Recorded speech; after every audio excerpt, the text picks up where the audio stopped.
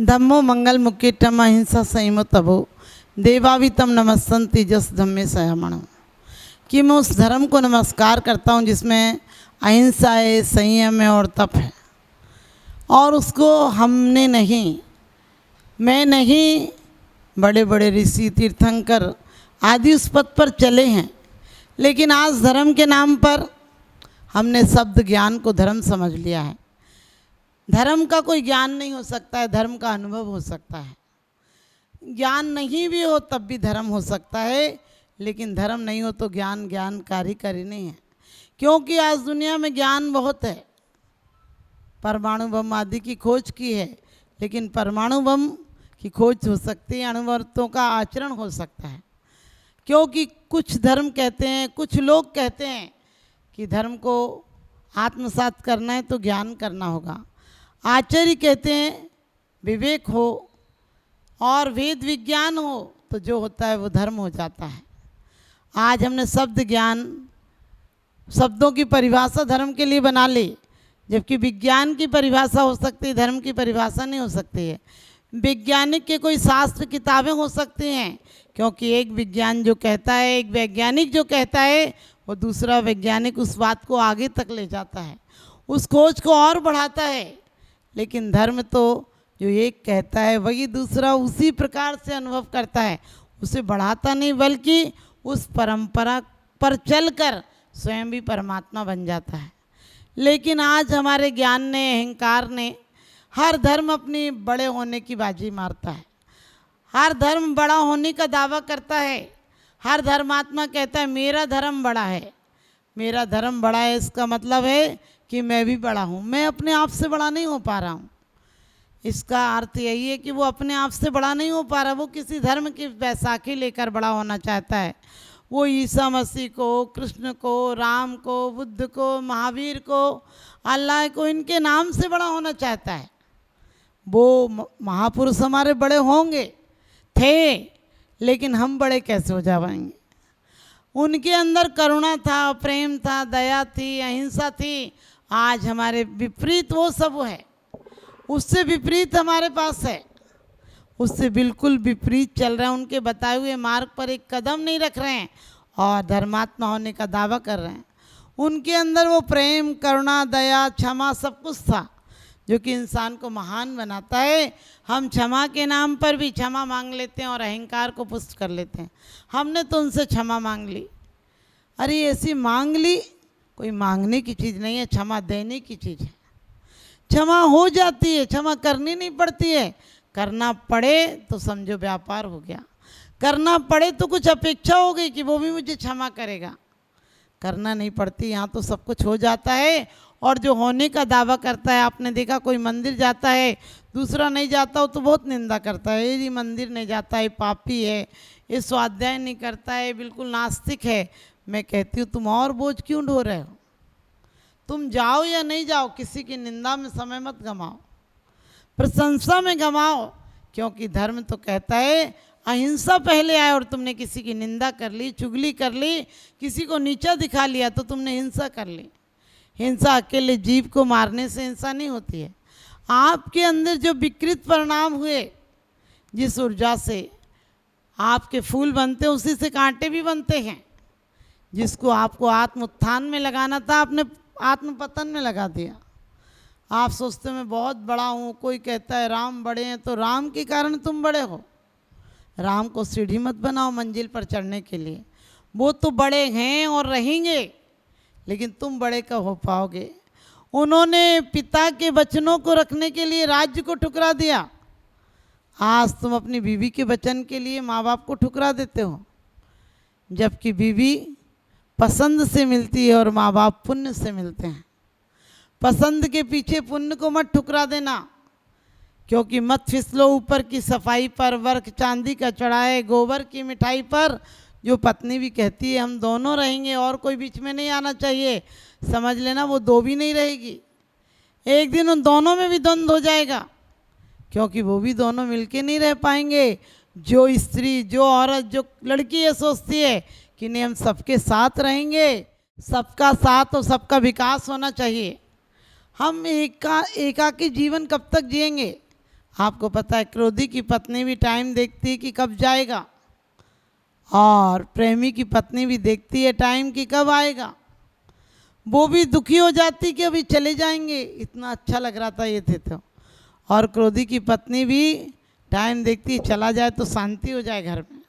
सोचो, तुमने अपने घर को मंदिर नहीं बना पाए, तुमने अपने आप को, अपने परिवार को प्रेम नहीं दे पाए, तुम परमात्मा को क्या प्यार दोगे? तुम अपने परमात्मा को छोड़ परम पिता को भी क्या प्यार दोगे, क्या अपना तो दोगे, क्या उन्हें जगह दोगे? और आज का आदमी तो इतना बेईमान हो गया, घर में सब कुछ रखने के लिए जगह है, लेकिन भगवान को रखने के लिए, शास्त्र को रखने के लिए जगह नहीं है। और रोज़ पूजा में पढ़ लेता है कि जासो पूजो परम गुरु देव सास गुरु तीन, जे भव समुद्र अपार तारण के निमित्त सुविदित सही, अति दृढ़ परम पावन यथारथ भक्ति वर नौका सही। शास्त्र पढ़ने की बात कहो तो नींद आ जाती है, क्योंकि एक राजा ने मरते टाइम कहा कि कुछ शास्त्र सुना दो। राजा ने कहा तो शास्त्रों का तो अंबार लग गया। लोग बड़े बड़े ऊँटों पर, बैलों पर, उस ज़माने में वही सवारियाँ चलती थी, जगह जगह से लोग पुस्तकों के बंडल ले लेके आ गए। राजा ने कहा अब इतने दिन नहीं बचे, थोड़ा छोटा करो। फिर वो छोटा करने गए, शास्त्रों को थोड़ा संक्षेप में लिखा, और फिर 2 साल बाद लेकर आए तो पता चला राजा के कान सुनने से इनकार कर दिए। राजा बोला अब सुनाई ठीक से नहीं पड़ता, अब थोड़ा और कम लिख कर लाओ ताकि मैं देख सकूं। और वो फिर गए लिखने के लिए। जब तक लौट कर आए तो राजा को देखना भी नहीं आता था, आँख भी खराब हो गई थी। और राजा ने कहा आप कुछ ऐसा बता दो, लेकिन वो नहीं लौट पाए और राजा लौट गया। राजा खत्म हो गया, राजा मर गया। आप भी ध्यान रखना, हम धर्म के लिए समय नहीं निकाल पाते, दुनिया एक दिन तुम्हें दुनिया से निकाल देगी। दुनिया में ख्वाहिशों का ही झगड़ा है, इसलिए धर्म कहता है आज और अभी। आप धर्म को कल पर टालते हैं। आप देखना, जो काम आपको नहीं करना होता कहते कल कर लेंगे, और जो करना होता है वो आज कर लेते हो।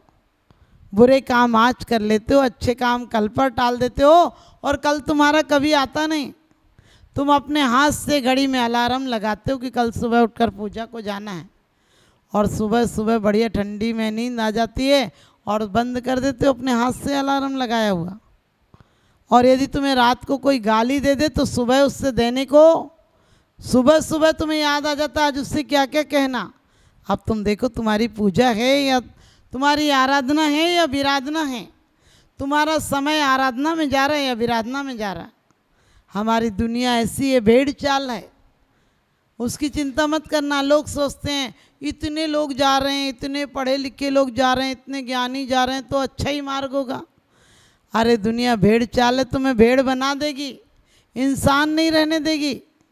क्योंकि धीरे धीरे तुम हो भी जाते हो ऐसे ही, उनके साथ रहते रहते चले जाते हो। एक मास्टर ने पूछा कि यदि 11 भेड़ें हैं और 5 निकल गई तो कितनी रह गई? अभी तो सीधा सा जवाब था कि 11 भेड़ें हैं और 5 निकल गई तो 6 रह गई। लेकिन एक बच्चा उठा और बोला एक भी नहीं। मास्टर ने डांटा, कहने लगे बेवकूफ़, इतना भी नहीं जानता है कि 5 निकल गई तो कितनी है? बोले मास्टर साहब तुम हिसाब जानते होगे, तुम भेड़ों को नहीं जानते हो। उसने मास्टर से कहा मास्टर साहब आप जानते होंगे, लेकिन मेरे घर में भेड़ें हैं, मैं भेड़ों को जानता हूँ। एक भेड़ जाएगी तो बाकी नहीं बचेंगे, यदि 5 चली गई तो 6 भी चली जाएंगी उसके साथ। भेड़ तो भीड़ के साथ चलती है, और भीड़ के साथ रहते रहते इंसान भी भेड़ हो जाता है। हमारी भीड़ बड़ी बेईमान है। ये दुनिया की भीड़ इतनी बेईमान है, जब पैदा होते तो भीड़ आ जाती है तुम्हारी बधाइयाँ और बलैयाँ लेने के लिए। बारात में तुम्हारे आगे आगे नाचती है। जब तुम्हारा इंतकाल होता है, जब तुम्हारी मौत होती है, तब तुम्हें आपत्ति में जलने के लिए आगे छोड़ देती हैं और स्वयं पीछे हो जाती हैं। ये बेवफा हैं, ये दिल अब भी मानता नहीं, कम वक्त ना समझ है तुम्हें जानता नहीं। ये बहुत कहते हैं बेईमान हैं। ये तुम्हें जलाने को चला जाता है, जीवन भर भी जलाता है, तुम्हारी ज्ञान चेतना को नहीं जलने देता है। तुम्हारे वेद विज्ञान को, तुम्हारी बुद्धि को विकसित तो करता है, लेकिन विक्षिप्त ज़्यादा करता है। हमारे अनुभव से ज्ञान आए, और वरना देखा देखी सादे जोग चीज़ें काया बाढ़े रोग, वो वाला हाल है। एक आदमी की नाक कटी हुई थी और उसे लोग गांव के नकटा नकटा कहते थे, उसको बड़ा बेकार लगा। एक दिन उसने पूछा कि क्या करूं। उसकी पत्नी बोली तुम बोलो मुझे भगवान दिखते हैं। बोला दिखते तो है नहीं। बोले बोलो ना आप सबसे कि मेरी नाक नहीं है, जो नाक बीच में आड़े आती थी वो नहीं है, इसलिए मुझे भगवान दिखते हैं। और वो तो चौराहे पर नाचने लगा। लोगों ने कहा तुम नाच क्यों रहे हो नकटे। कहने लगे हमको भगवान दिख रहे हैं। लोगों ने कहा कहाँ दिख रहे हैं। कहने लगे ऊपर। लोगों ने देखा, कहने लगे हमें तो नहीं दिख रहे। कहने लगे तुम्हारी नाक बीच में आ रही इसलिए नहीं दिख रहे, तुम भी नाक कटा लो। और कहते हैं दो लोगों ने नाक कटा लिया, भगवान तो दिख नहीं रहे थे। उनने कहा कि दिख नहीं रहे। बोले चुपचाप रहो नहीं तो तुम्हें भी लोग नकटा नकटा कहेंगे, तुम भी नाचो मेरी तरह। बोलो वाह वाह भगवान दिख गए। बस फिर क्या था, देखने और दिखाने के लिए तो दुनिया मरती है आजकल। और सबने नाक कटा ली, वो गांव का गांव नकटा हो गया। आज ऐसे ही धर्म के नाम पर हम झूठे नारे लगा रहे हैं, सत्य अहिंसा जिंदाबाद और भगवान अहिंसा परमो धर्म। अहिंसा जीवन में नहीं रही। अहिंसा के नाम पर तुम्हारा पहनना, तुम्हारा बोलना, तुम्हारा चलना, तुम्हारा खाना, तुम्हारा मिलना सब हिंसक हो गया। तुम किसी से मिलते हो तो भी अहंकार तुम्हारे साथ रहता है। तुम किसी से बोलते हो तो भी जहर घुलता है। तुम कपड़े पहनते हो तो भी लोग तुम्हारे जैसे कपड़े ना पहन पाए इसलिए कपड़े ऐसे पहनते हो। और सच पूछो तुम्हारा खाना, पार्टियां बड़ी बड़ी क्यों देते हो, ताकि लोग कहें वाह उन जैसी किसी ने पार्टी नहीं दी, इसलिए बड़ी पार्टी देते हो, तुम्हारे से लोग नीचे रह जाएं। ये तुम्हारी हिंसा है। किसी को पीछे छोड़ना हिंसा है, क्योंकि धर्म तो कहता है सबको आगे आने दो, जो शेष हैं वही विशेष हैं। जीसस से किसी ने पूछा था कि आपका तो भगवान के दरबार में बिल्कुल बगल स्थान होगा, हमारा कहाँ होगा। उन्होंने कहा सब चले जाएंगे, मेरा स्थान बाहर होगा, क्योंकि मैं परमात्मा को पास नहीं जाना चाहता हूँ। मैं स्वयं परमात्मा मेरे पास है। मैं जो करूँगा वही परमात्मा की कृपा होगी।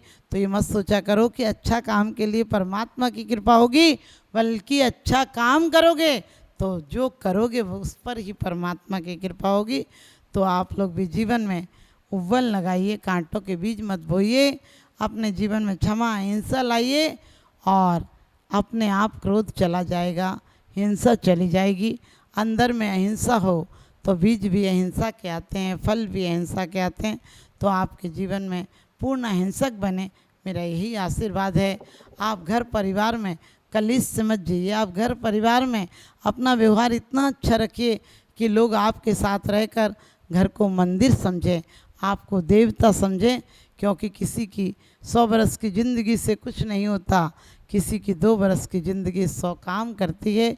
तो आपकी रही शेष ज़िंदगी बहुत सुंदर हो, सत्य को पाए, शिव को पाए और आप एक दिन मोक्ष में जाएं, मेरा यही शुभ आशीर्वाद।